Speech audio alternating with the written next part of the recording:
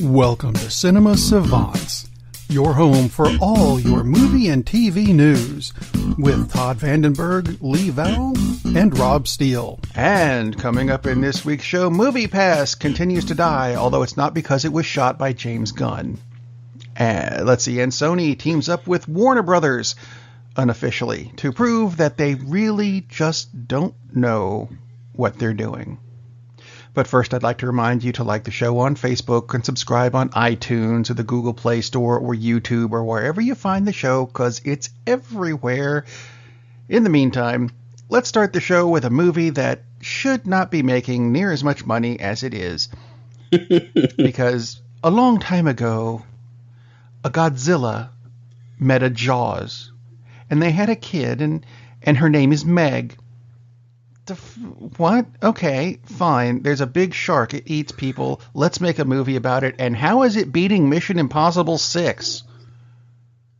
Because Mission Impossible 6 has been out for a while. Good morning. How are you? Or good evening, depending on when you're listening to the show. I'm not surprised it's making money. It's a big, goofy summer monster movie. With Jason Statham. Exactly, which makes it does make a big difference there. When you said that made me wish that actually that they had just taken Meg Ryan and just made her like 90. Yeah, that would have been so fun to see Meg Ryan swinging around. Back of the 50-foot Meg. Yeah, that'd be really cool. That'd be beautiful. I actually want to see this movie because it looks like over-the-top, stupid fun. Yeah. And the fact that Jason Statham said that he was, from the script, it was going to be an R-rated, really heavy, gore-filled thing. And he was kind of disappointed that they toned down the violence. And I think that's cool because sometimes it works. Yeah, and so it's a little more family-friendly since it's PG-13. And it's probably not. Let me take away the probably qualifier. It's obviously intensely stupid. You can tell that from the trailer, but it just looks like a lot of fun. It reminds me of, Rampage, a movie which looked intensely stupid from the trailers, and kind of is, but it's a really fun movie, as you said, and your review made me go see it. And that's just a super fun movie. So I have a feeling that's what Meg is. It's just kind of a comic rip on Jaws, and for me, the Rampage thing, though, I was looking for bits and pieces of the video game. Oh yeah, because I actually still have that on an old PS2 arcade disc, and I will play that occasionally because it is still fun. It is fun. So, and I was so disappointed, as you were, that there was not a guy in a bathtub. There needs to be the guy. That is such a bizarre thing. Yeah, for anybody to say. Can't believe they didn't do that. It's part of, if you find the video game, which I'll recommend the video game over the movie. You'll understand the guy in the bathtub thing when you play the game, and you'll go, "It's wonderful." That's ludicrous, but okay. It just threw me off that the Meg made more money this weekend than Movie Pass. Yes. See, I work on my segues before the show. Movie Pass has been such a disaster. Lee, as far as we know, who isn't here, of course, because he has a life, the bastard, he still has his Movie Pass. I canceled my subscription because... And you were the biggest proponent on this show. Yeah, and it just gets intensely wrong. Okay, so the latest thing, they originally were going to go... I shouldn't say originally, but... all of 2 weeks ago, they were going to up the price to $14.95. Like, okay. And then they said, we got too much bounce back from that, so we're not going to do that. So instead, we're going to keep it at $9.95, but we're going to restrict your movies to 3 a month, which is kind of different from... You still save a little bit of money, but you still save money, right? You still save money because it's $9.95, and now you can see 3 movies, which is still a good deal, right? And with no restrictions, was what they said, except there are still restrictions. Restrictions being they still are blacking out the big releases. They don't really push that, but they are blacking out a lot of the big releases. Depends at the theater. For instance... The Meg at this particular theater, because I'm looking at my app right now, is not blacked out. At other theaters, it is. One thing they have done that they didn't announce is they've restricted your choices to one of 2 films. random films, apparently. For instance, at this theater, which has 18 screens, you can either watch Slender Man or The Meg. And they also, by the way, still have the upcharge pricing for 2 of the showings of The Meg, even though they said they got rid of that. Uh-huh. So they clearly have no concept of what they're doing, or they're not able to implement what they said they were going to do. And which is why I canceled, because literally at any given moment, you'll have no idea of what movie you'll be able to watch. Because if you check the listings in the morning, oh, cool, I can go see this movie. But if you check it later in the afternoon, that might not be available at all. Not because they sold out, but just because they took it off. By the time because you they get decided to to block it. It's, yeah, I mean, literally, they seem to be just not even making decisions, but just throwing darts, and whatever hits in any given moment is what the deal is going to be. And how can you have any faith in a company that has, talk about having no direction? I mean, oh my God, the steering wheel is completely gone and the tie rods are broken. There's no way to tell what you're going to get with MoviePass at any given moment. So to me, it's not even worth the $9.95. If I knew that I could see any movie I wanted to, at any given time at any theater. At any given time in any given theater. And I'm not talking about IMAX and all the rest of it. Just I get my choice of films is what they said in their latest announcement, which was, I don't know, 2 heartbeats ago. Yeah. They're not living up to that. So no, you can't have my $9.95. So instead I did switch over to what was early reviewed as The Enemy in my list with the AMC A list. And obviously, if you don't have an AMC theater near you, it's worthless. But I happen to have one that's like 4 miles away. You win. And it's $19.95 a month. It's like, okay, but it's 3 movies a week. And that does include IMAX.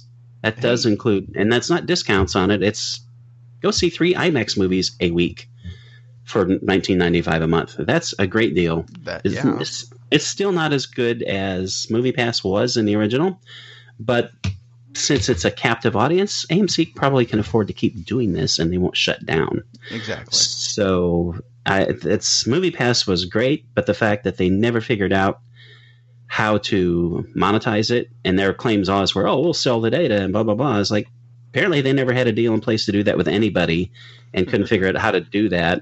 And they were betting on, we'll get the movie theaters to give us a bulk price on the tickets, and never really worked at that. And instead had like an antagonistic relationship with them. It's like, God, they're so clearly stupid.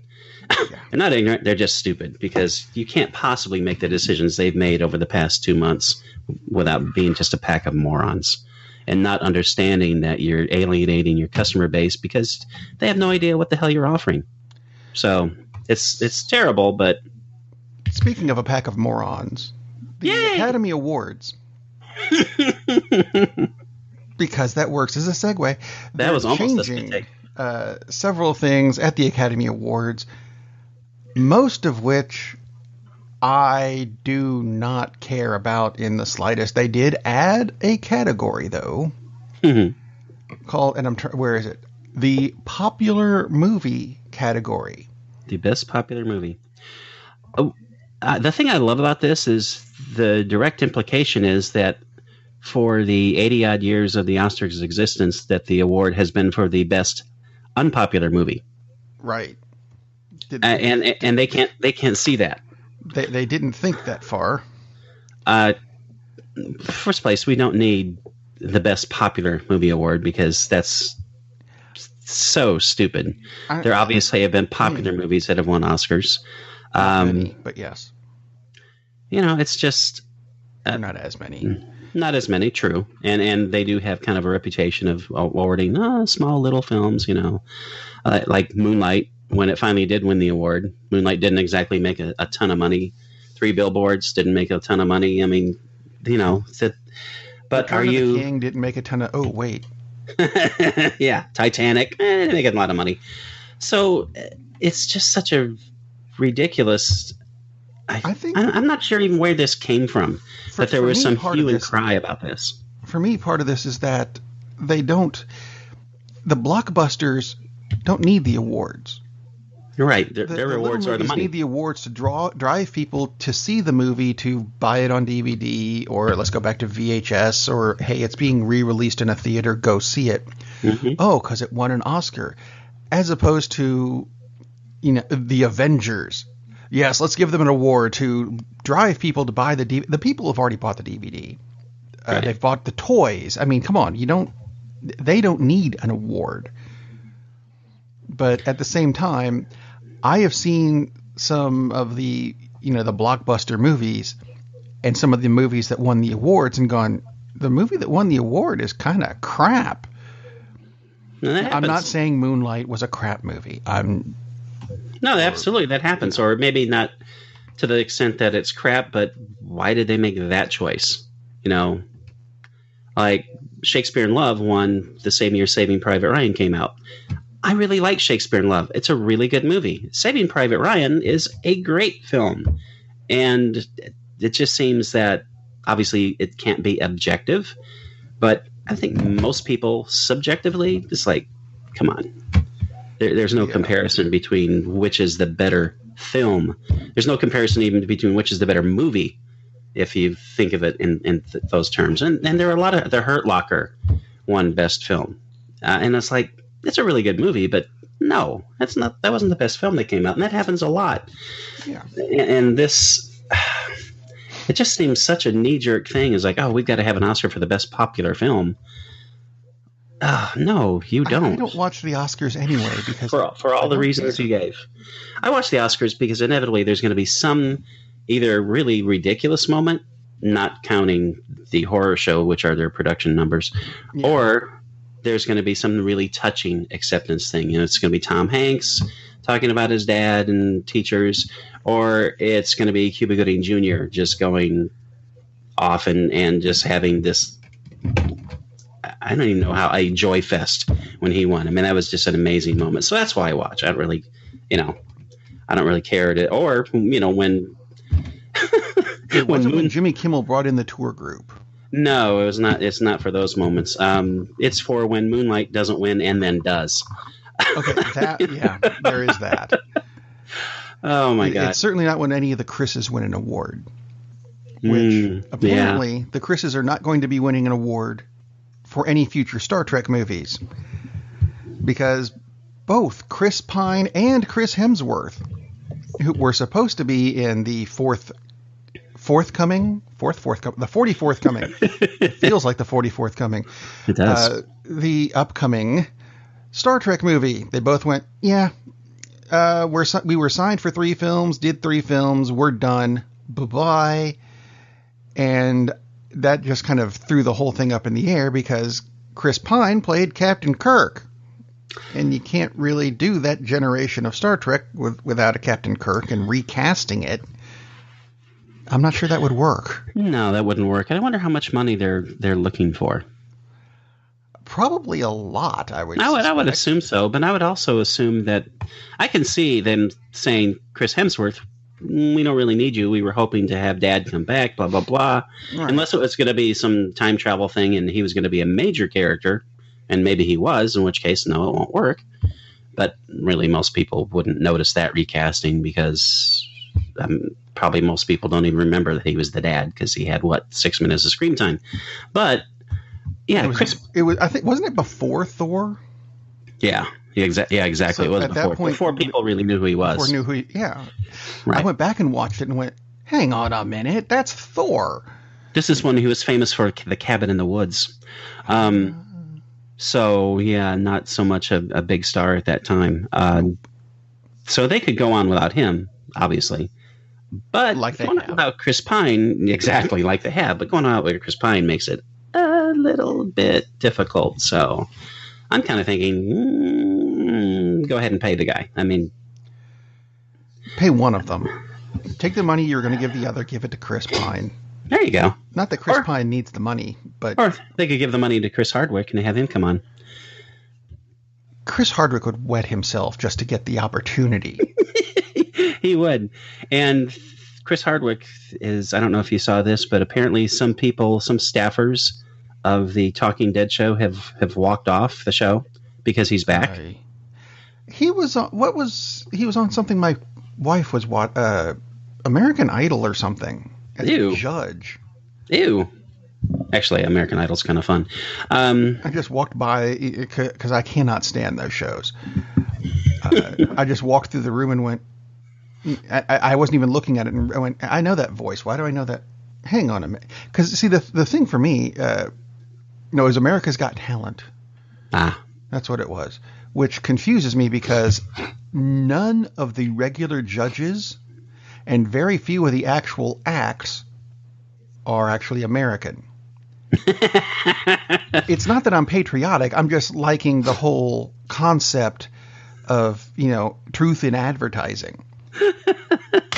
I mean, seriously, you got 4 judges, 3 Brits and a Canadian.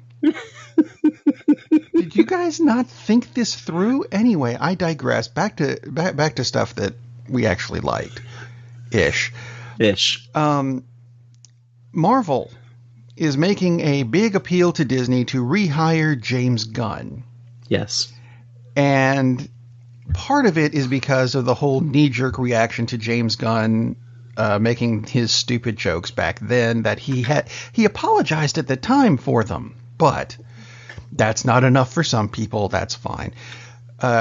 Marvel brought up the idea of, if you break the contract with him, you still have to pay him, and if we're going to pay him, we may as well use him. Which I kind of went, right. There's an idea. And this brought in a flurry of comments, a lot of them from people involved with the Guardians of the Galaxy movie, like Dave Bautista. Yeah.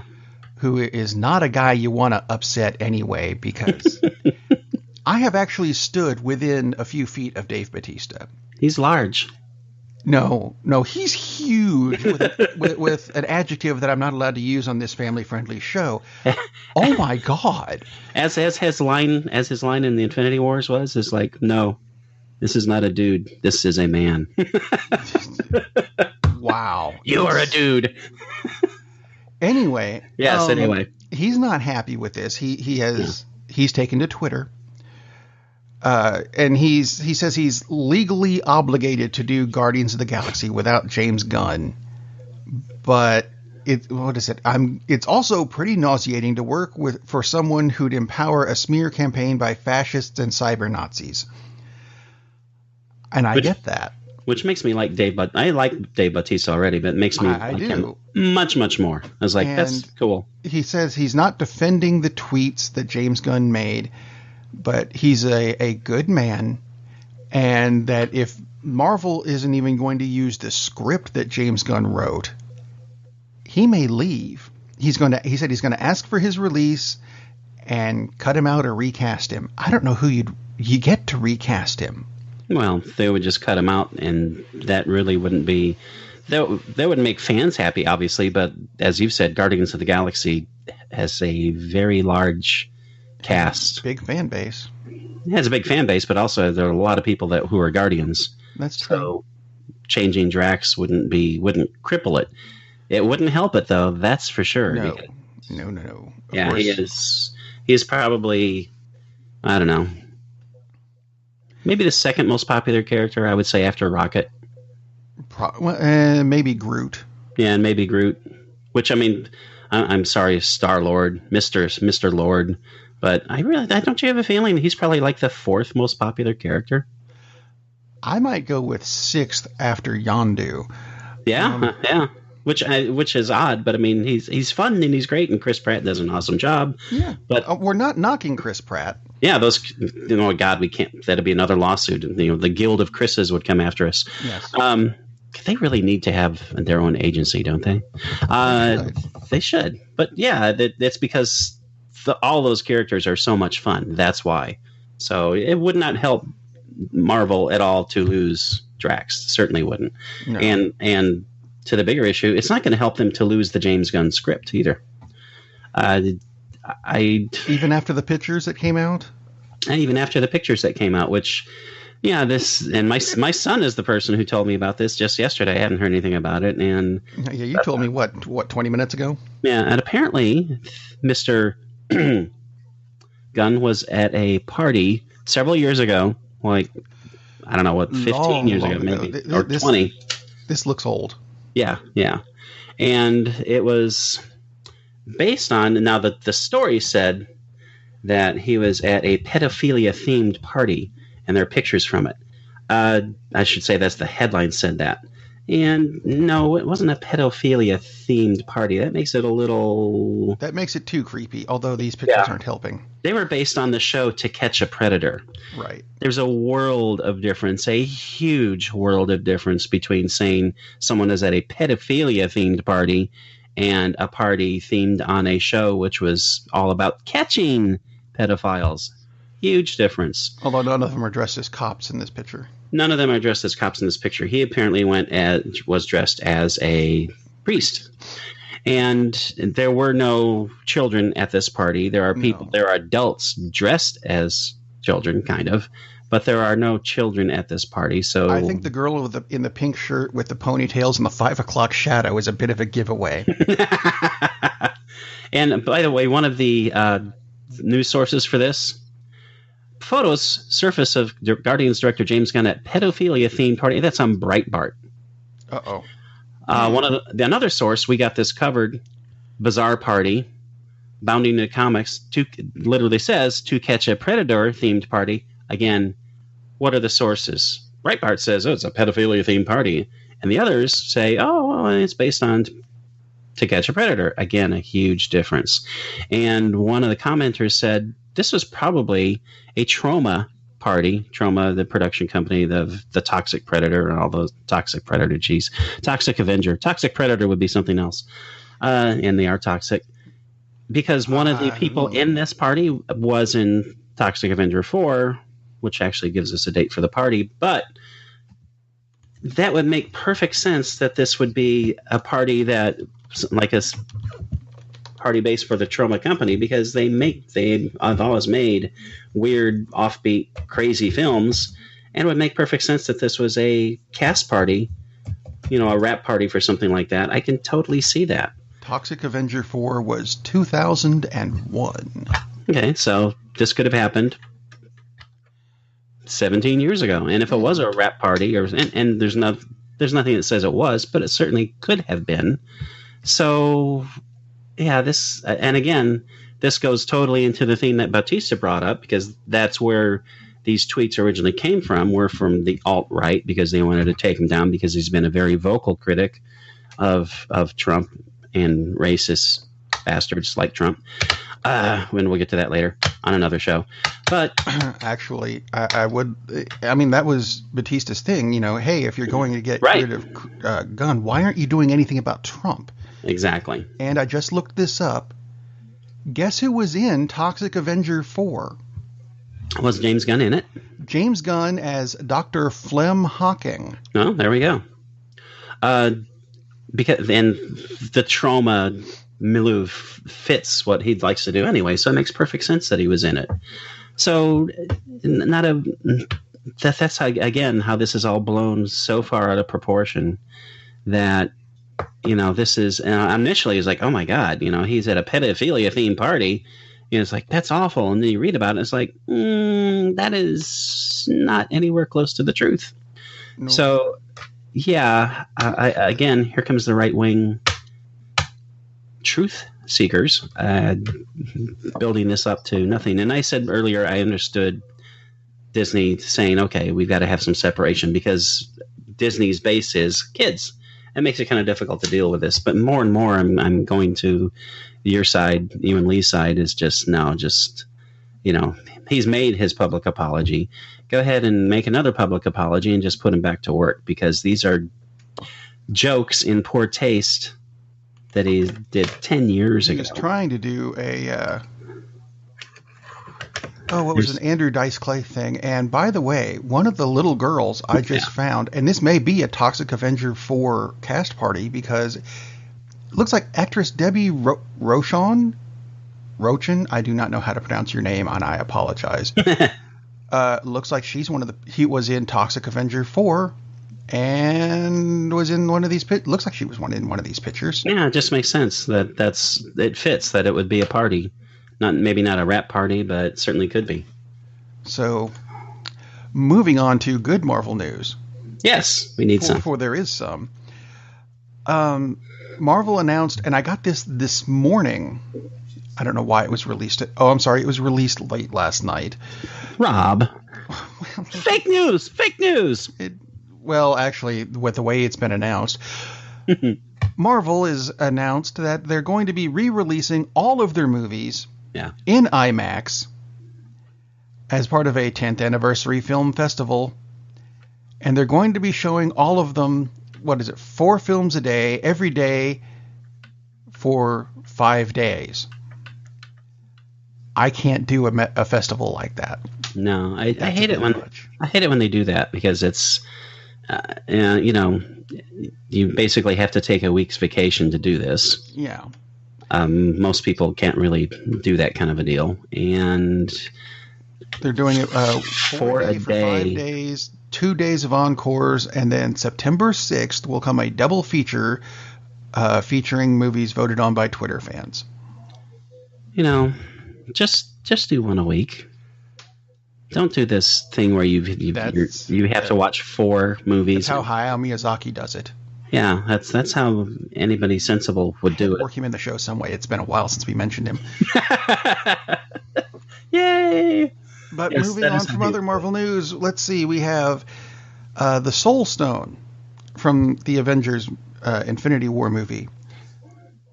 Minor spoiler, but it leads to better things.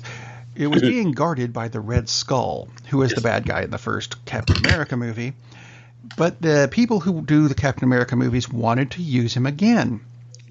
Now they're being told, well, he's not guarding the stone anymore. That's not much of a spoiler. We know Thanos gets it anyway. Right.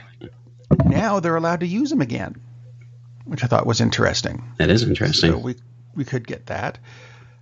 Let's see. I don't want that unless Hugo Weaving comes back. That is also true. I just don't want that. Samuel L. Jackson and Kobe Smulders, sometimes known as Nick Fury and Agent Maria Hill, are coming back for Spider-Man Far From Home, the Homecoming sequel. I just have one question. Why would you name your daughter after cheese? I don't know. It's just a terrible name. Wonderful actress, but just an awful name. Well, actually, no, it's Kobe, no L. I don't know if that's still a cheese. I have one of my daughter's friends' name is Bree, but I can never remember her name at the time, so I just call her Cheese Girl. Anyway. That's so vicious. I love it. Thank you. The Spider-Man sequel, however, is part of the Marvel Cinematic Universe, but it's also part of the SUMC. Did you hear about this? Yes, it's so awful. It's the Sony universe of Marvel characters, because they need an acronym too. And what's so stupid is they've given they have the title, and it's in a movie that's coming out in December. Just call it the Spider-Verse, because that's all you have. If that's memorable, that's easy. No, you don't. Oh my God, just. But they've also done some things with we'll call it the Spider-Verse, because calling it the Sump. It's so terrible. No. Clearly, that shows why they needed Marvel's help to figure out how to make good movies again, which is terrible. They've decided to scrap the Silver and Black movie and just turn it into a Silver Sable and a Black Cat, each getting their own solo movie. Not that anybody's heard of either of them unless you collected the books. But I digress. They've also made an adjustment to the Venom movie, which is the one coming out in, December? They decided to cut it back to be PG-13. And if you've seen the trailer, I'm sorry, the thing that made me interested in it was Venom going as far as he did. Cutting it back to PG-13 seems like a bad idea. It does seem like a bad idea. But they said they're doing it because someday it may cross over with the MCU, being the main Marvel Cinematic Universe. Which means what? I mean, why would that matter if... Because they don't want any of them to be rated R. Well, as if they were going to be forced to make an R-rated movie because they made an R-rated movie once. Okay, let's cross over what else is crossed over with the MCU? Oh yeah, that would be Daredevil and Jessica Jones and Luke. Have you seen any of those?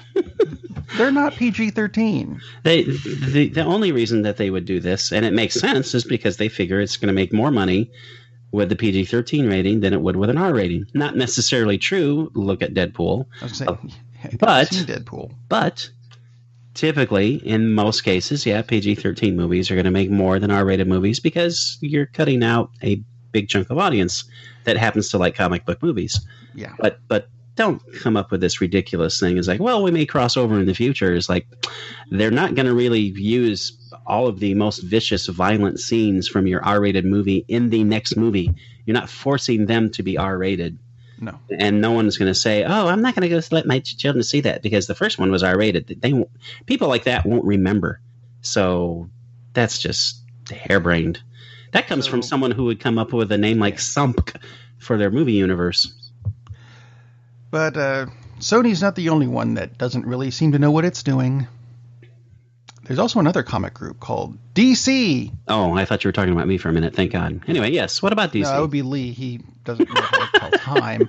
Therefore, he's not on the show. He knows how to tell time. He spends his time on his life. Good for you. Good for you. Is that what that is?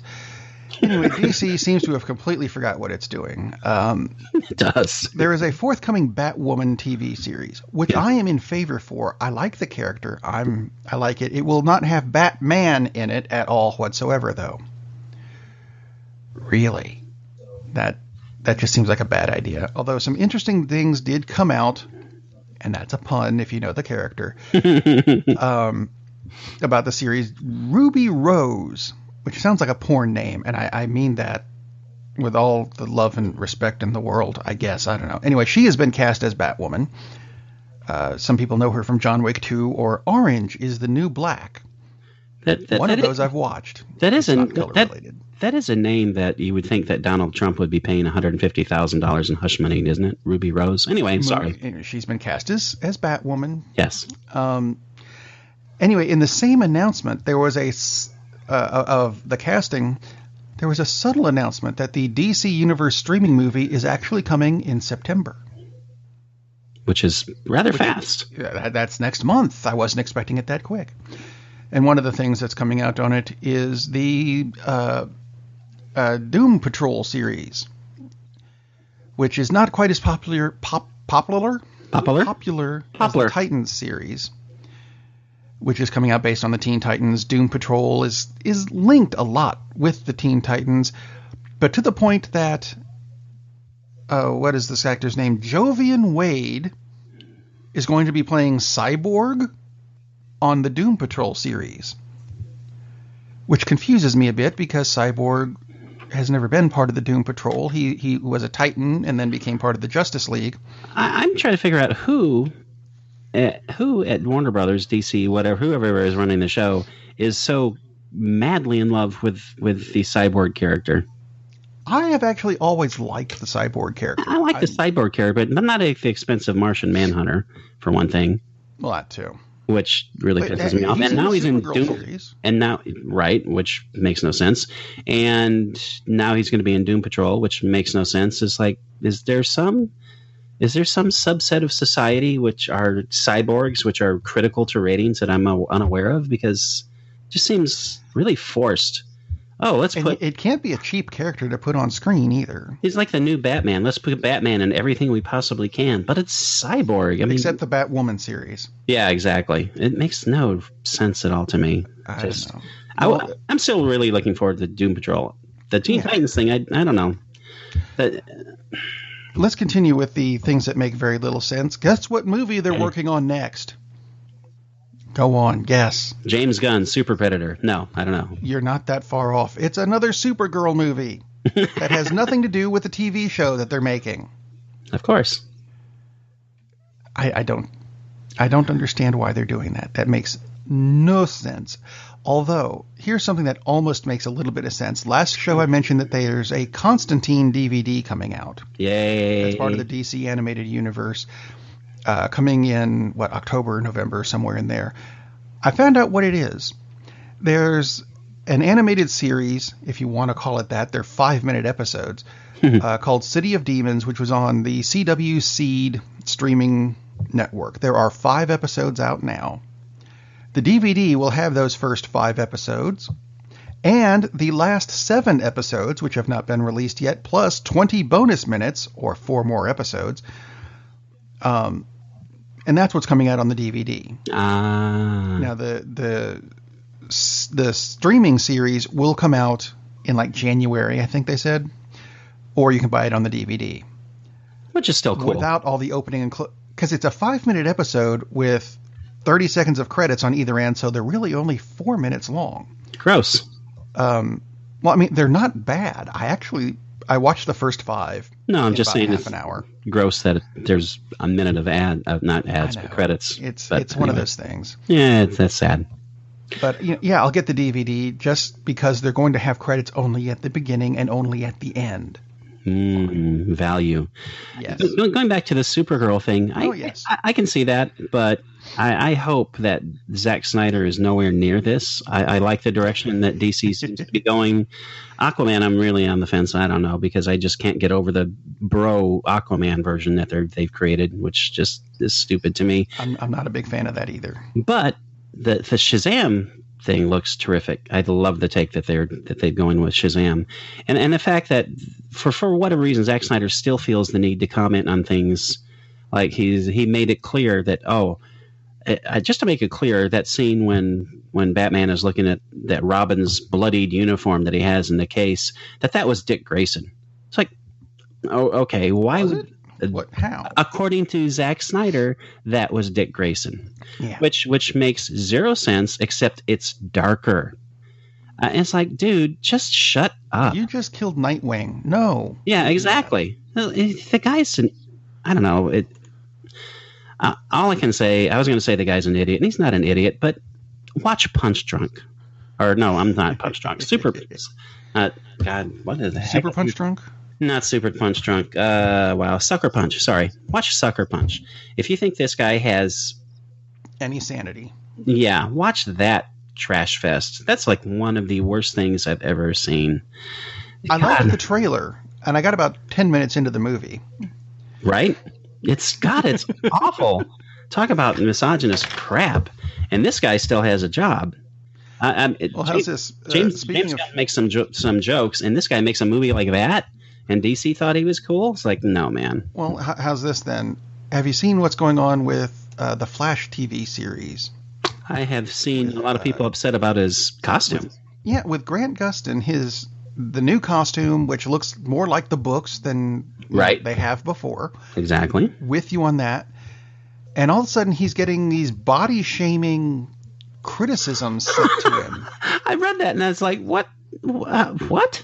I mean, body-shaming is not cool at any point, at any time, for anyone. Period. But and I really don't understand this. He's too skinny. Exactly. What? Yeah. The Flash, who even in Justice League Unlimited, which had everyone has an enormous chest. And the Flash has the smallest of the enormous chests. Even in that, Flash was not a big dude. I mean, if he was walking around like a human. Big. He runs a lot. Look at the metabolism. Exactly. He's never been like a ripped character. It's ridiculous. The guy, physically, he's perfect. I mean, I like him in The Flash. I don't really care for the show that much, but he does a good job. To say he's too thin, like, oh my God, what is wrong with people? I mean, like you said, body shaming for whatever purpose is ridiculous and stupid and awful. Which should be the inverse of mind shaming for the people who are making the body shaming comments, because clearly they don't have a brain that's functional. But to rip this guy because he's skinny, what the hell that just doesn't make sense. What the hell is wrong with you? He's fit, and he's a great fit for the role. And just, God, shut up, you horrible people. Well, I want to end with this one because it makes just about as much sense as body shaming. Jumanji. And we'll just leave it at that. No,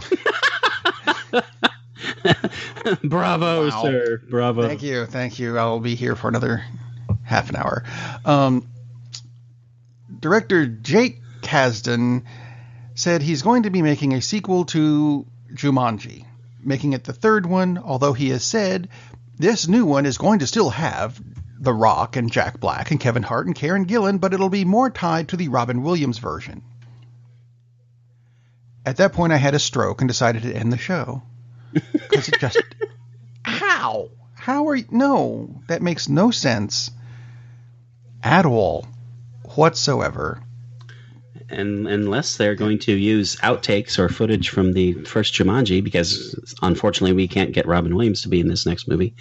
But that certainly seems to be the big trend, isn't it? It's like, oh, let's use actors who are no longer with us and put them in movies.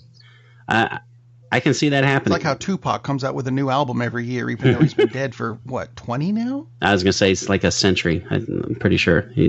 Yeah. I think he was a 19th century artist. Yeah, kind of bizarre. I don't know. I can see them doing things to tie it in more to the first one and bring the two together more. That's fine, but it's just I'm not sure how they're going to do it. But yeah, go for it, buddy. We'll see. I'm sure there will be a trailer in the next 6 to 8 months, or something like that. Or meanwhile, there will be a review show on Friday, which you should tune in for. You should. We'll see if Lee shows up. That'll be interesting. We'll see you on Friday. Captain, we're losing power in the warp engines. I think we should be leaving now. I'm going to go home and sleep with my wife. And on that unusually harmonious bombshell, it is time to end. I am very disappointed! Man, we have a weird job. It's shameful, but, it's a living. And like that, he's gone. Darn, that's the end.